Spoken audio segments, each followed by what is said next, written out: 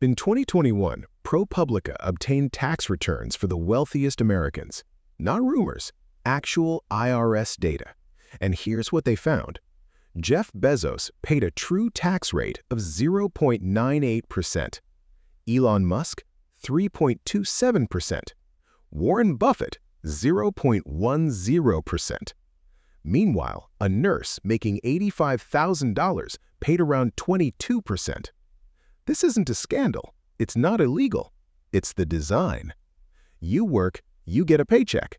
Taxes are already gone before you even see the money. That's called withholding. It's automatic, efficient, impossible to avoid. But if you're wealthy enough, you don't work for paychecks. You don't have a salary. And that changes everything. Because here's the thing nobody explains clearly. The U.S. tax system doesn't tax wealth. It taxes income. And the ultra-rich have learned to live like kings while reporting almost no income at all. This is the story of how that works. Not through conspiracy, not through corruption, but through a tax code most people never bothered to read, and a financial system built to reward those who already have everything. Let's start with the middle class, because that's where the trap is clearest. You earn $80,000 a year. You're doing fine. Not rich, but comfortable. The government takes about $18,000 of that in federal and payroll taxes. You get the rest. You spend it. You save a little if you're lucky. Maybe you invest in a 401k. But here's what matters. Every dollar you earn is visible. Your employer reports it. The IRS knows exactly what you made.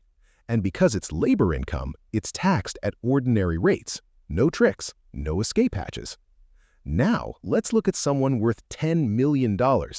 They own a business, they own real estate, they own stocks. And here's the first secret. None of that is income until they sell. You can own $100 million in Amazon stock, watch it grow to $200 million, and pay zero taxes on that gain. Zero. Because on paper, you didn't earn anything. You just held it. The IRS doesn't tax unrealized gains. It only taxes you when you cash out. And the wealthy, they almost never cash out. So, how do they live? How do they buy houses, yachts, private jets? They borrow. This is the machine. It's called buy, borrow, die, and it's been the cornerstone of dynastic wealth for decades. Here's how it works. Let's say you're worth $500 million. Most of that is tied up in stock. You don't want to sell because selling triggers capital gains tax. Even at the long-term rate of 20%, that's $100 million gone. So instead, you go to a private bank. You say, I need $50 million. They look at your assets and say, no problem. They give you a loan, backed by your stock portfolio. The interest rate? Maybe 2%, maybe less. Now you have $50 million in cash, tax-free, because it's debt, not income, and debt isn't taxable. You live off that loan. You buy everything you need, and your stock? It keeps growing, compounding, untouched. But wait, don't you have to pay the loan back?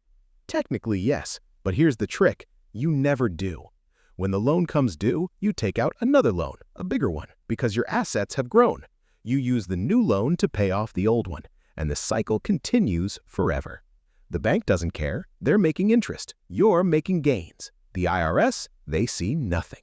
No taxable event ever occurs. And when you die, your heirs inherit your assets at their current value. It's called stepped-up basis. All those gains, decades of compounding growth, are erased. The cost basis resets. Your kids can sell everything tax-free. You lived rich, you died rich. You paid almost nothing. Now let's talk about the second layer, deductions. You've probably heard that the rich write things off. It sounds vague like movie dialogue, but it's real and it's ruthlessly effective. If you're a W-2 employee, you get almost no deductions. You can deduct mortgage interest if you own a home, maybe some student loan interest. That's about it. But if you own a business, the world opens up. Your car? Business expense. Your phone? Business expense. That dinner meeting? Deductible. The home office? Deductible. The jet you use to visit clients? Fully deductible. Suddenly, your taxable income shrinks. You made $2 million, but after expenses, you report $400,000. Your effective tax rate collapses. And the IRS? They can't track it all. The tax code is 7,000 pages long. There are more rules, exceptions, and carve-outs than any human can follow. Then there's depreciation. This one's beautiful in its absurdity. Let's say you buy a $10 million office building. You rent it out. It generates income. But the tax code says buildings wear out over time, so you get to deduct a portion of that building's value every year, even if the building is actually gaining value. You're making money, but on paper, you're losing money. Your taxable income goes negative.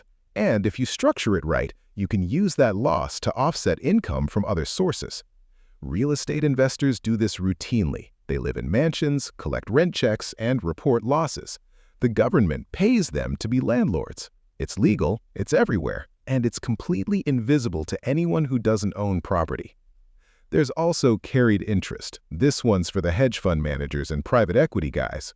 Normally, if you earn money from working, it's taxed as ordinary income, up to 37%. But if you're a fund manager, you can classify your earnings as investment gains, even though you didn't invest your own money, even though it's clearly compensation for labor. That income gets taxed at 20%, a 17-point discount for doing the exact same job. Why? Because in 1954, Congress wrote a rule to help oil and gas drillers. It was supposed to encourage risk-taking. Somehow, it never went away. Now it's used by billionaires to cut their tax bills in half. Politicians talk about closing this loophole every election cycle. It never closes, because the people who benefit from it are the same people funding campaigns. Let's zoom out, because this isn't just about rich people being clever. It's about two different tax systems. If you earn money by working, you're in System 1. The IRS sees everything. Withholding is automatic. Deductions are limited. Audits are random, but real. If you earn money from assets, you're in System 2. You control the timing. You decide when to realize gains. You have an army of accountants finding every deduction, every loophole, every deferral strategy. One system is simple and brutal. The other is complex and forgiving. And here's the uncomfortable part. It's not an accident. The tax code was written by people who understood System 2 intimately. Every carve-out, every exemption, every deferral rule was lobbied for, justified, defended. The mortgage interest deduction sounds nice, but it disproportionately benefits people who own expensive homes.